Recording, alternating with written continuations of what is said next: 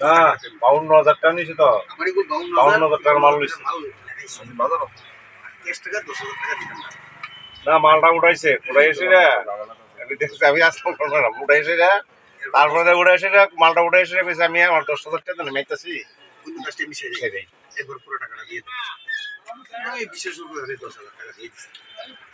মাল লোড করলাম, গাড়ি দাঁড়িয়ে রইল, মাংস মাংস কি হয়েছে আপনারা বিশ্রামগঞ্জ বাজারে আজকে?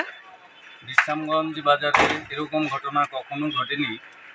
আজকে সকাল আনুমানিক 9টার সময় অরুণ সাহার দোকানে একজন খরিদ্দার এসে ফৌজির ড্রেস পরে তিনি এসে বলল যে তিনি চাল ডাল এরকম নিবে করে 52,000 টাকা একটা সুতা বানাইছে।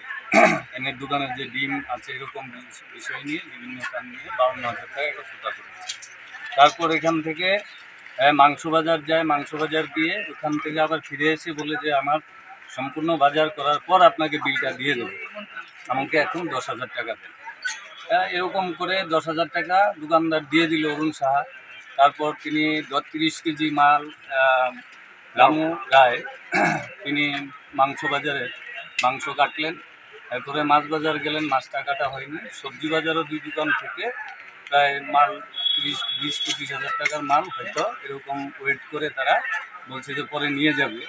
তারপর দেখা গেল এই দোকান থেকে 10,000 টাকা নেওয়ার পর আর ওকে দেখা গেল। তো এই পরিস্থিতি বিশ্রামগঞ্জ বাজারে প্রথম। আমি আমার বিশ্রামগঞ্জ বাজারের সমস্ত ব্যবসায়ী এবং ত্রিপুরার সমস্ত ব্যবসায়ীদের কাছে এই জিনিসটা এই বার্তা পৌঁছাবো যে আপনারা সতর্ক থাকবেন, বা কখনো এরকম বিষয় আসলে প্রথম তার নাম অ্যাড্রেস লিখে তারপর তার মাল দেওয়ার চেষ্টা করবেন।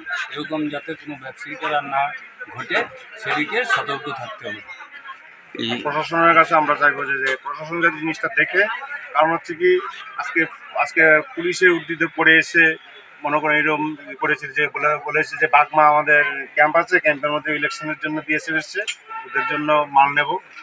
পুরো মাল প্যাকিং করে গাড়িতে উঠায়, একটা গাড়ি ভাড়া করে নিয়ে আসে, গাড়িতে মালগুলো উঠানোর পর ওর থেকে 10,000 টাকা নেয়, গাড়ি ঘরের সামনে ছিল, নিয়ে পালিয়ে যায়।